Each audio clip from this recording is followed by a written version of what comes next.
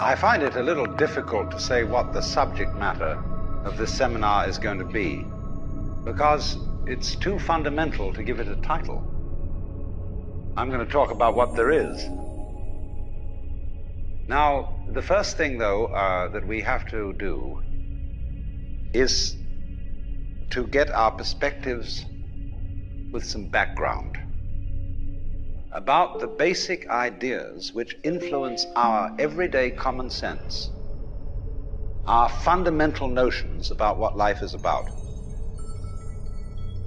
Ideas of the world which are built into the very nature of the language we use and of our ideas of logic and of what makes sense altogether. And these basic ideas I call myth, not using the word myth to mean simply something untrue, but to use the word myth in a more powerful sense.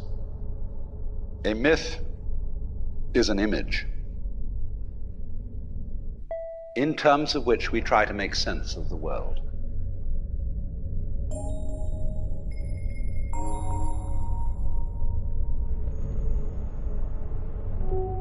You, as a human being, you grow out of this physical universe in just exactly the same way that an apple grows off an apple tree. So let's say the tree which grows apples is a tree which apples, using apple as a verb. And a world in which human beings arrive is a world that peoples. And so the existence of people is symptomatic of the kind of universe we live in. Just as hair on a head is symptomatic of what's going on in the organism. But we have been brought up not to feel that we belong in the world. So our popular speech reflects it. We say, I came into this world. You didn't, you came out of it. We say, face facts. We talk about encounters with reality, as if it was a head-on meeting of completely alien agencies, and the average person has the sensation that he is a somewhat that exists inside a bag of skin, a center of consciousness, which looks out at this thing, and what the hell's it going to do to me? I recognize you, you kind of look like me, and I've seen myself in a mirror, and you look like you might be people. So maybe you're intelligent, maybe you can love too. And perhaps you're all right. Some of you are anyway. You've got the right color of skin, or you have the right religion, or whatever it is, you're okay. But there are all those people over in Asia, Africa, and they may not really be people. When you want to destroy someone, you always define them as unpeople.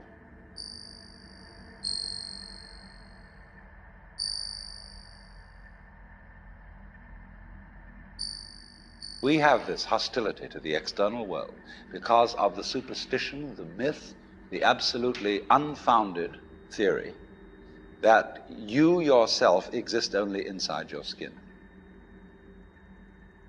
Now, I want to propose another idea altogether. Billions of years ago, you were a big bang. But now you're a complicated human being. But so we define ourselves as being only that. If you think that you are only inside your skin, you define yourself as one very complicated little curlicue, way out on the edge of that explosion, way out in space and way out in time. And then we cut ourselves off and don't feel that we're still the Big Bang. But you are. Depends how you define yourself.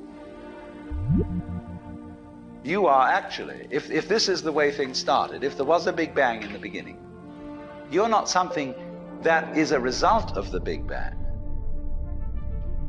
You're not something that is a sort of puppet on the end of the process. You are still the process. You are the Big Bang, the original force of the universe coming on as whoever you are.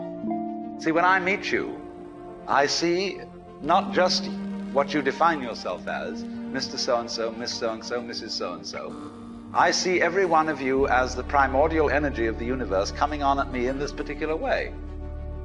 I know I'm that too. But we've learned to define ourselves as separate from it.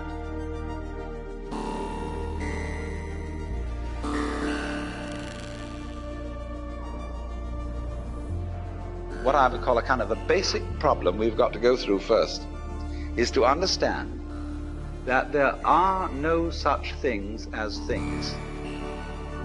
That is to say, separate things. That is only a way of talking. If you can understand this, you're going to have no further problems. I once asked a group of high school children, what do you mean by a thing? And first of all, they gave me all sorts of synonyms. They said it's an object, which is simply another word for a thing. It doesn't tell you anything about what you mean by a thing. And finally, a very smart girl who was in the group said a thing is a noun. She was quite right. A noun isn't a part of nature, it's a part of speech. There are no nouns in the physical world. There are no separate things in the physical world either. See, the physical world is wiggly. The clouds, mountains, trees, people are all wiggly. And only when human beings get working at things, they build buildings in straight lines and try and make out that the world isn't really wiggly. But here are we sitting in this room all built on straight lines, but each one of us is as wiggly as all get out.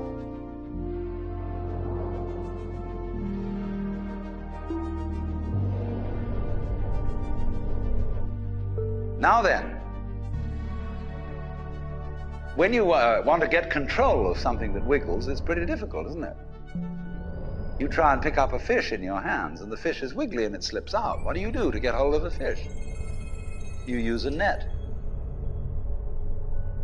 And so the net is the basic thing we have for getting hold of the wiggly world. A net is something regular. And I can number the holes in a net. So many holes up, so many holes across. And if I can number these holes, I can count exactly where each wiggle is in terms of a hole in that net. But in order to do that, I've got to break up the wiggle into bits. And I've got to call this a specific bit, and this the next bit of the wiggle, and this the next bit, and this the next bit of the wiggle. And so these bits are things which I mark out in order to talk about the wiggle, in order to measure it, and therefore in order to control it. But in nature, in fact, in the physical world, the wiggle isn't bitted. So the world doesn't come thing. You and I are all as much continuous with the physical universe as a wave is continuous with the ocean. The ocean waves, and the universe peoples.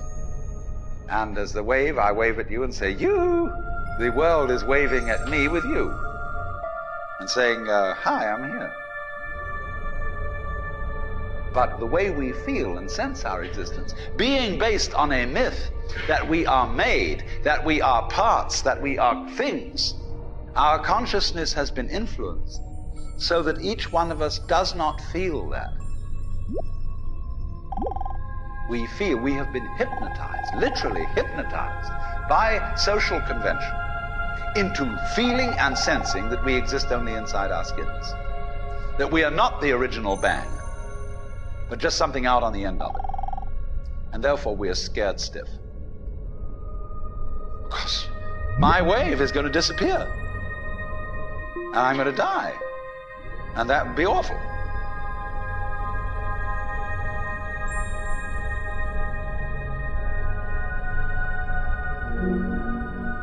You are a fluke.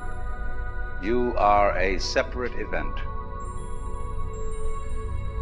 And you run from the maternity ward to the crematorium, and that's it, baby. Now, why does anybody think that way? There's no reason to, because it isn't even scientific. It's just a myth. And it's invented by people who wanted to feel a certain way. They want to play a certain game. Camus said there is only really one serious philosophical question, which is whether or not to commit suicide. Should you or not commit suicide? This is a good question. Why go on? And you only go on if the game is worth the candle. Now, the universe has been going on for an incredible long time. And so really, a satisfactory theory of the universe has to be one that's worth betting on. Seems to me absolutely elementary common sense. If you make a theory of the universe which isn't worth betting on, why bother? Just commit suicide. But if you want to go on playing the game, you've got to have an optimal theory for playing the game.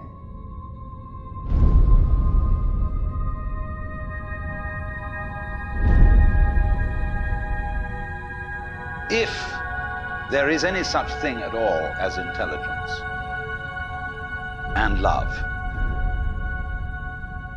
and beauty, well, you found it in other people. In other words, it exists in us as human beings. And as I said, if it is there in us, it is symptomatic of the scheme of things. We are as symptomatic of the scheme of things as the apples are symptomatic of the apple tree or the rose of the rose bush.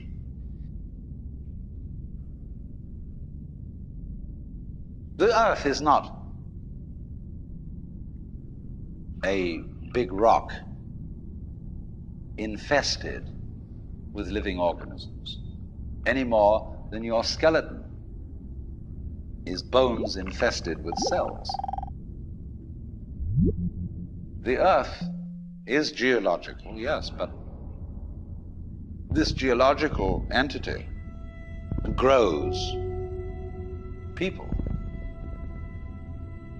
And our existence on the earth is a symptom of the solar system and its balances, as much as the solar system in turn is a symptom of our galaxy. And our galaxy in its turn is a symptom of the whole company of galaxies. Goodness only knows what that's in.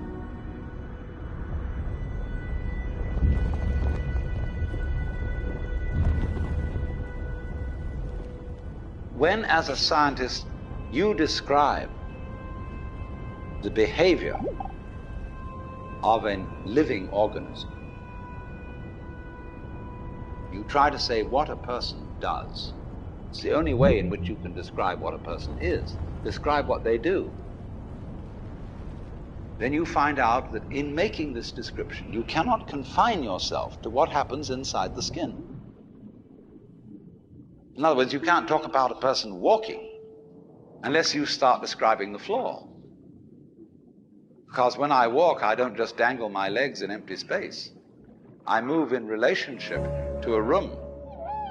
And so in order to describe what I'm doing when I'm walking, I have to describe the room. I have to describe the territory. So in describing my talking at the moment, I can't describe this just as a thing in itself, because I'm talking to you. And so what I'm doing at the moment is not completely described unless your being here is described also. So if that is necessary, if, in other words, in order to describe my behavior, I have to describe your behavior and the behavior of the environment, it means that we've really got one system of behavior. That what I am involves what you are. I don't know who I am unless I know who you are.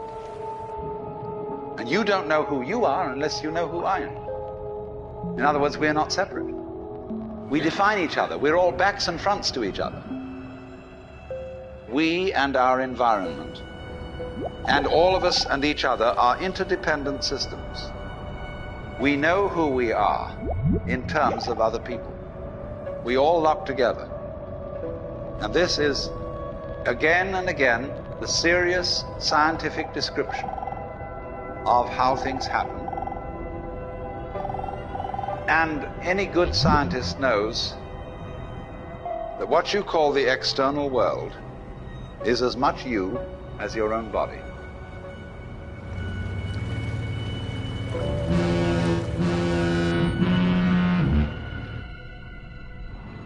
Your skin doesn't separate you from the world. It's a bridge through which the external world flows into you, and you flow into it. Just, for example, as a whirlpool in water, you could say because you have a skin, you have a definite shape, you have a definite form. The whirlpool is a definite form, but no water stays put in it. The whirlpool is something the stream is doing. And exactly the same way, the whole universe is doing each one of us. And I see you today, and I recognize you tomorrow, just as I would recognize a whirlpool in a stream. I'd say, oh yes, I've seen that whirlpool before. It's just near so-and-so's house on the edge of the river, and it's always there. So in the same way, when I meet you tomorrow, I recognize you. You're the same whirlpool you were yesterday. But you're moving. The whole world is moving through you. All the cosmic rays, all the food you're eating, the stream of steaks and milk and eggs and everything is just flowing right through you. When you're wiggling the same way, the world is wiggling, the stream is wiggling you. But the problem is, you see, we haven't been taught to feel that way. The myths underlying our culture and underlying our common sense have not taught us to feel identical with the universe, but only parts of it, only in it, only confronting it, aliens. And we are, I think, quite urgently in need of coming to feel that we are the eternal universe, each one of us. Otherwise, we're going to go out of our heads. We're going to commit suicide, collectively, courtesy of H-bombs. And, all right, supposing we do, well, that will be that, and it'll be life making experiments on other galaxies. Maybe they'll find a better game.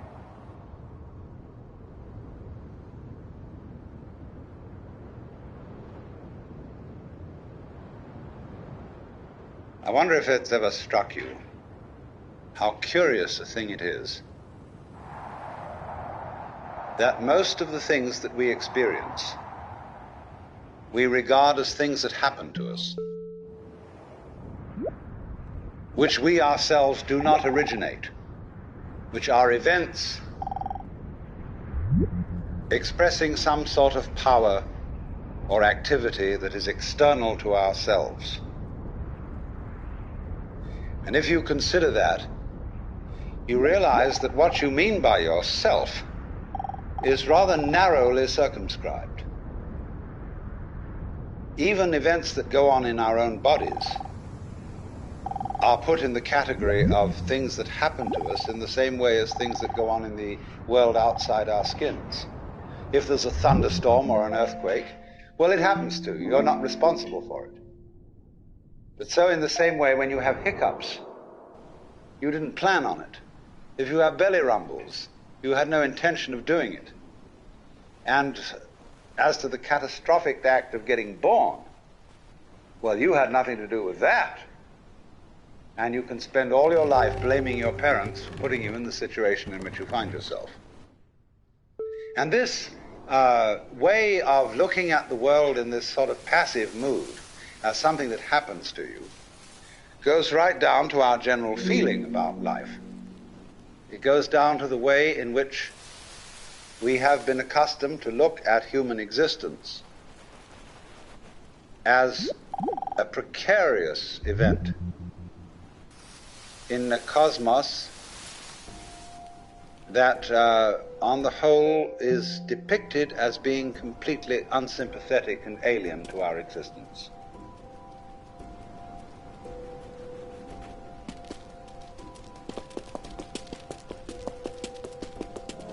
If you're reared with a 20th century, or shall we say an early 20th century common sense, which is based on the philosophy of science of the 19th century, you regard yourself as an accident, a biological accident, in a stupid universe, which is mechanical, but has no feelings. A vast, pointless gyration of radioactive rocks and gas in which you happen to occur. Of course, if you don't have that point of view and you are more traditional, you look upon yourself as a child of God, and therefore under authority. In other words, there's a big boss on top of all this. And you better watch your P's and Q's, because that Almighty is looking after you, with the attitude of this is going to hurt me more than it's going to hurt you. And when you look at the world in that image, or in the other image that it's a stupid mechanism, either point of view you take, you don't really belong. You are not really part of all this. Or to put it in the strongest possible way, it is quite alien to our thought that the external world, which is defined as something that happens to you, and your body itself is something that you got caught up with, it is quite alien to consider all that as you yourself. Because you see, we have such a myopic view of what oneself is.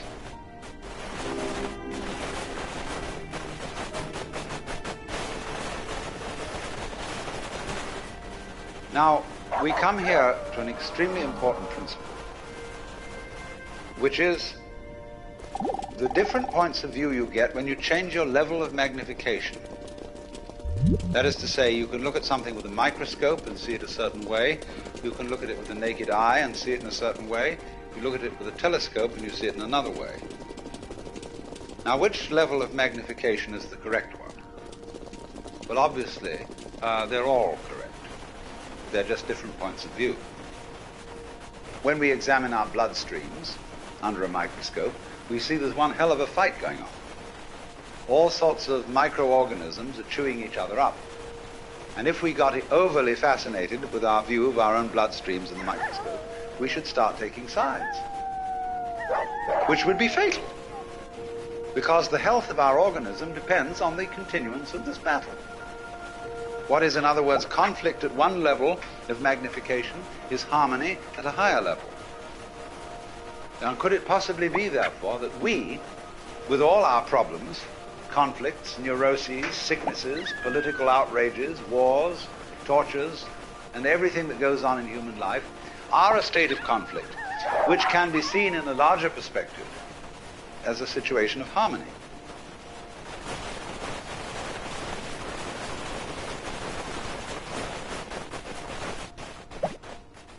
And you can say, aha, at last I see, I got the point.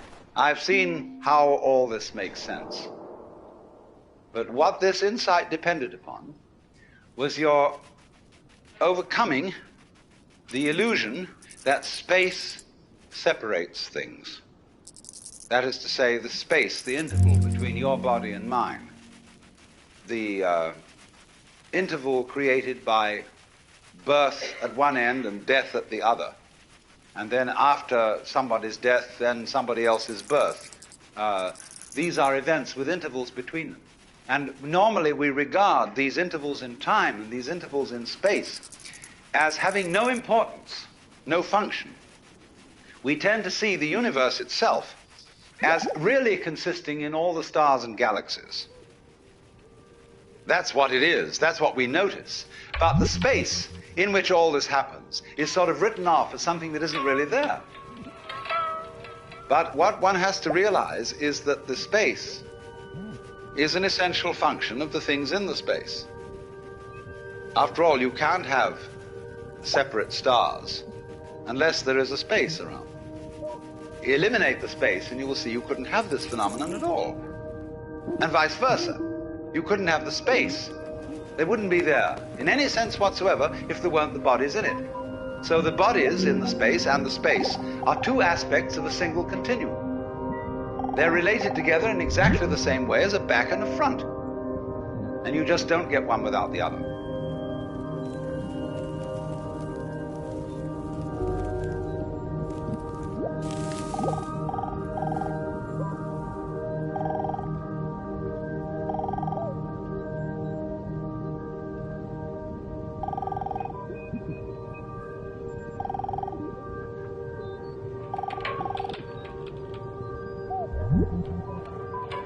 So the moment you see that intervals, that space is connective, you can understand at once how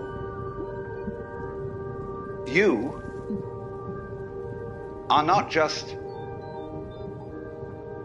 to be exclusively defined as a flash of consciousness that occurs between two eternal darknesses. But you consider that in the darkness that comes before your birth, there was no you, and in the eternal darkness that follows your death, there is likewise no you.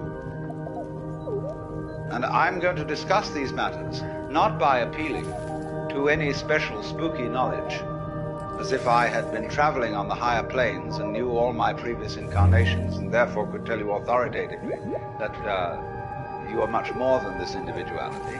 I'm going to do it on a basis of complete common sense, that everybody has access to the facts.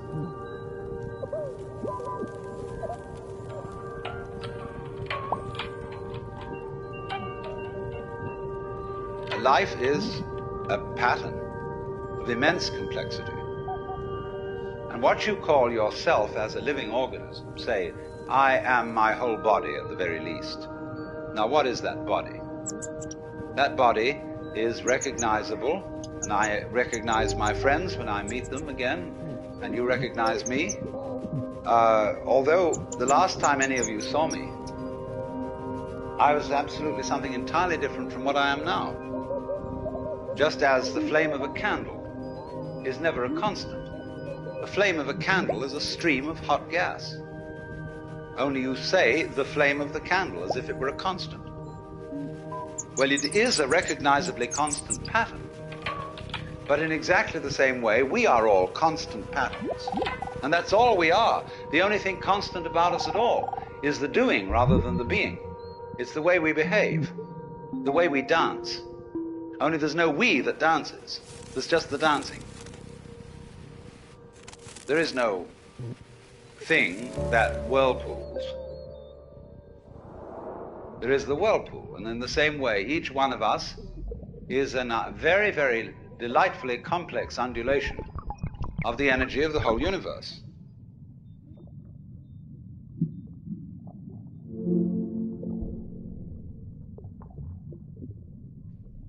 Because life is basically a game of hide and seek. Because life is pulsation. On and off. Here it is, and now it isn't. And by being this pulsation, we know it's there. Now, from those very tiny fast rhythms, which give us the impression of continuity, there are also in this universe immensely slow rhythms. And these are very difficult for us to keep track of. And they impress us and depress us as our own life and death, as our coming and going, which goes for what is to us such a slow pace that we can't possibly believe that it is really a rhythm. We think of it as our birth, as something quite unique that could never occur again, because we're so close to it, you see, and it's moving so slowly.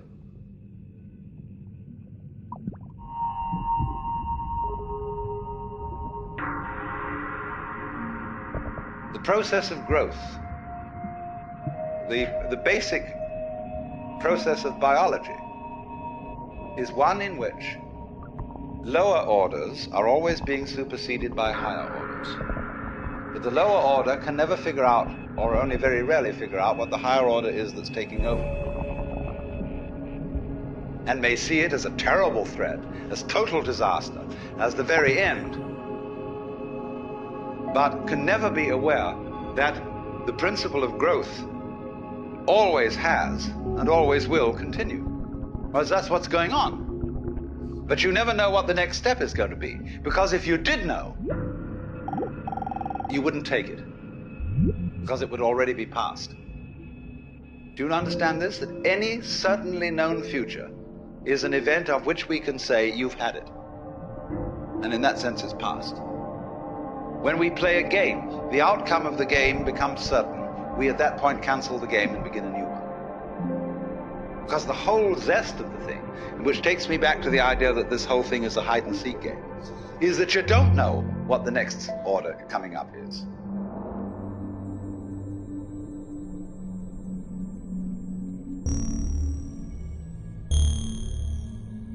We have this rather myopic way of looking at things, and we screen out from attention anything that is not immediately important to a scanning system based on sensing danger. But quite obviously, you as a complete individual are much more than the scanning system. You are in relationships with the external world that on the whole are incredibly harmonious. The energies of life in the form of temperature, light, air, and food, and so on, are streaming through you all at this moment in the most magnificently harmonious way. When anything is constant, it says, okay, that's safe, it's in the bag, needn't pay attention to that anymore. And therefore, we eliminate systematically from our awareness all the gorgeous things that are going on all the time, and instead only become focused on the things, the troublesome things that might happen to upset it. Which is all right, but we make too much of it. We make so much of it that we identify our very selves, I, ego, with the radar, with the troubleshooter. And that's only a tiny fragment of one's total being.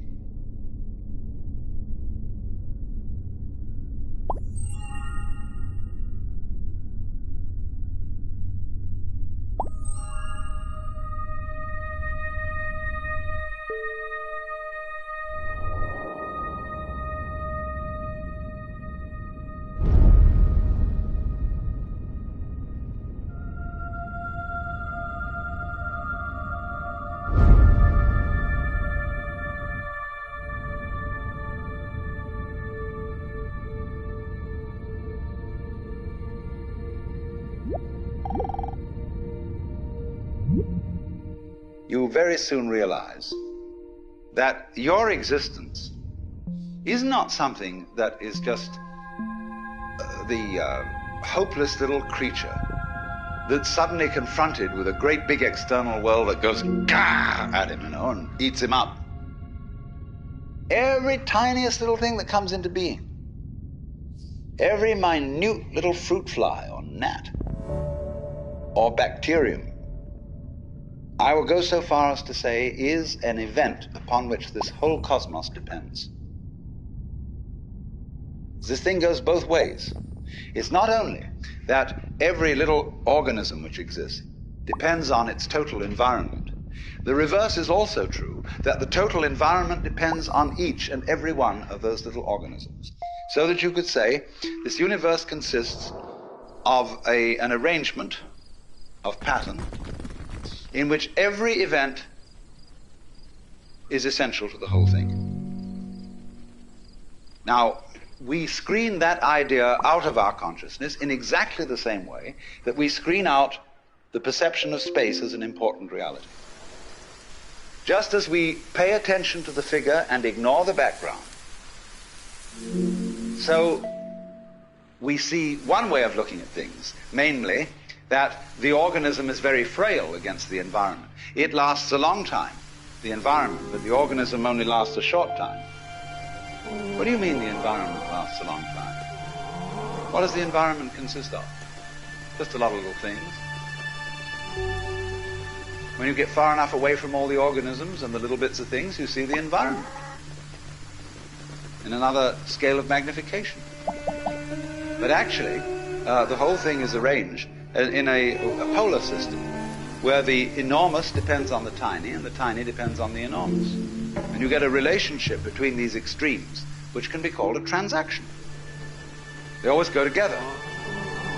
So in this way, we are always, as it were, overemphasizing a certain aspect of our experience.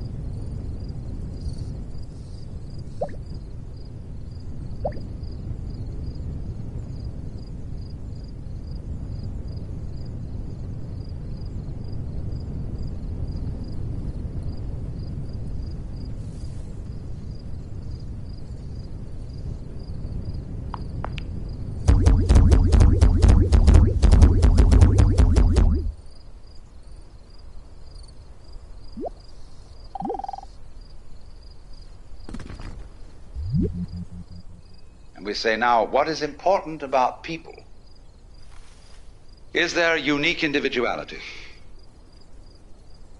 And we have been given an immense psychic investment in our own individuality by our upbringing. What are you going to amount? What are you going to contribute to human life? What's your particular destiny going to be? Fine idea. But the thing we don't understand is that it won't work, this great idea, without being balanced with its opposite. Just as you can't have the back without the front. So you cannot have the values of a unique personality unless at the same time everybody recognizes that there is another level at which we are not unique at all, but that I am you and you are I. You see, every one of you feels that you're the center of the universe, and that everything else is happening around you in a circle. You can turn around, and you can see sort of equally far in all directions, especially if you're in a ship in the middle of the ocean. So you're in the middle. And it's true from the standpoint of astronomy. We live in a curved space-time continuum, that is to say, in a universe at which every point may be regarded as the center. Consider a sphere. Here's a ball. What point on this ball is the center of its surface? You can see at once that any point can be the center of its surface. So legitimately, all points in the universe are the center.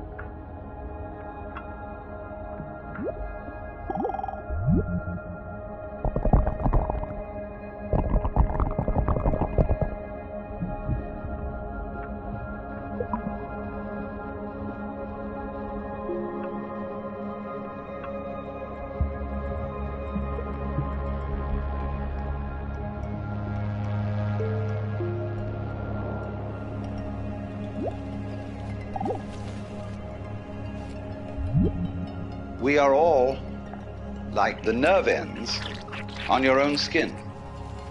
See, at every point on your skin, there's a little nerve end going beep and getting information from the outside world. Another and another and another, all over. And they all constitute your total sensitivity. So in the same way, when all these people sitting around here, with their little eyes and little ears and things, they're going beep, and they're all really one common center, called I, which is looking at itself from ever so many different points of view. Only, we are so close to it, and we are so absorbed in the different ways each one of them is doing, that we neglect the community underneath. But we don't realize, you see, that just as we know how to do this, we know equally well how to turn the sun into light, how to blue the sky, how to blow the wind, how to wave the ocean, how to digest food, and I might add, to be digested and transformed, but the pattern keeps going, and it's always you. Only you see, you have this marvelous capacity to transform yourself without knowing that you're doing it. Therefore, you keep surprising yourself. And therefore, you keep on doing it. Because if you didn't surprise yourself, you wouldn't go on doing it. It's just the very fact, you see, that you seem to be the victims of a thing you don't understand, and that you seem to conclude your life every time in a wipeout called death, where all your control goes.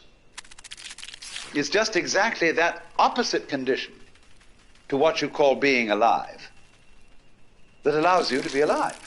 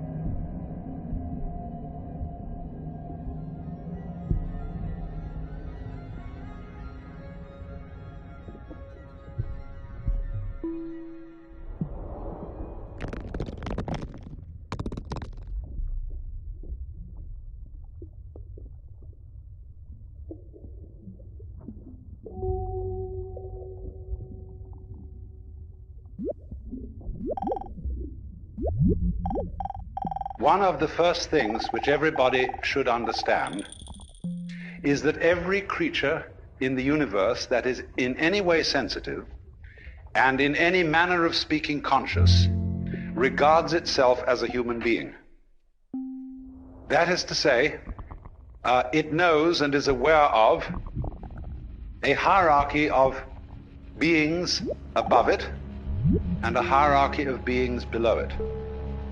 If you take such a tiny creature as a fruit fly, which lives only a few days, it is aware of all sorts of weird little animals and objects and spores floating in the atmosphere which we don't even notice unless we've got a microscope around.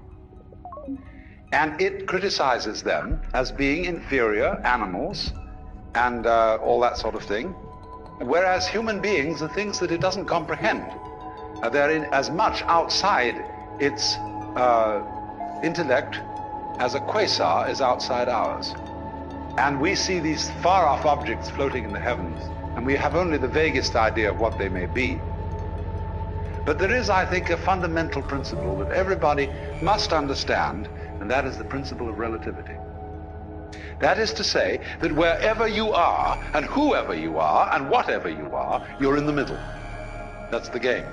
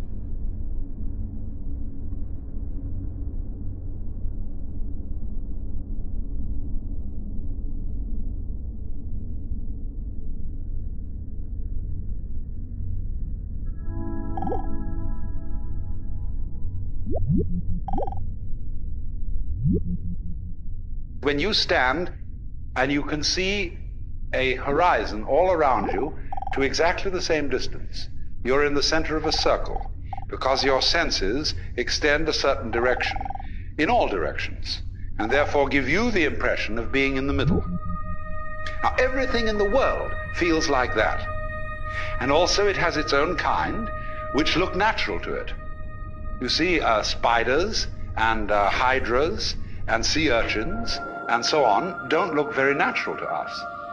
We say, well, I wouldn't want to look like that. But they say when they see us, well, what kind of an awful thing is that? And what a lot of nonsense it does. Because the definition of a person is where you look from. And they, you see, in their situation, feel just as cultured as we can possibly feel. And they have their distinctions and their snobberies, just in the same way that we do. Because you see, they dig all sorts of things that we don't even notice.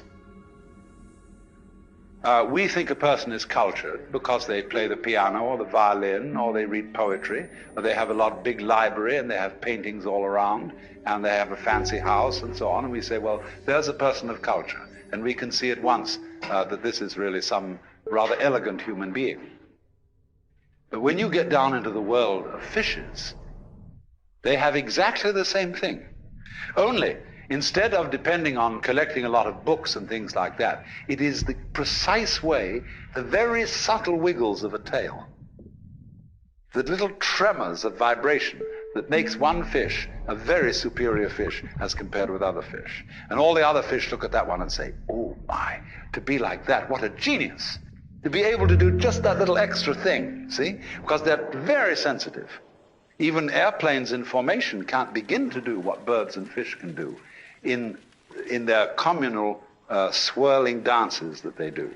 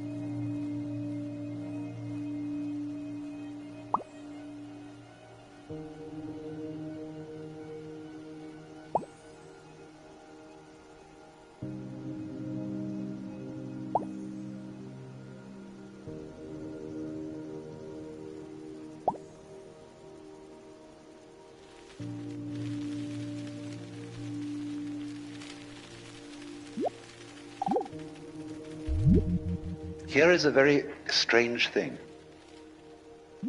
That every creature, therefore, which feels that it is human, and which knows that it's there in the same way as you know you're here, experiences being here as constituting a sort of blockage, the sensation of a certain tension which constitutes the feeling of I-ness, of there-ness, of being here.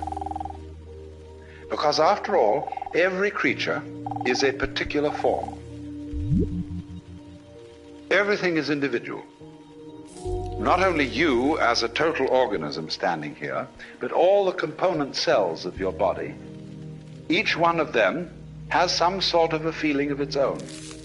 And it is individual. You can look at a microscope at the right level of magnification, and you can see that thing there with its own little life. And if you examine the stream of your blood, you'll find it full of all kinds of organisms that are having all sorts of conspiracies and games and plots and eating each other and doing these things that like we do.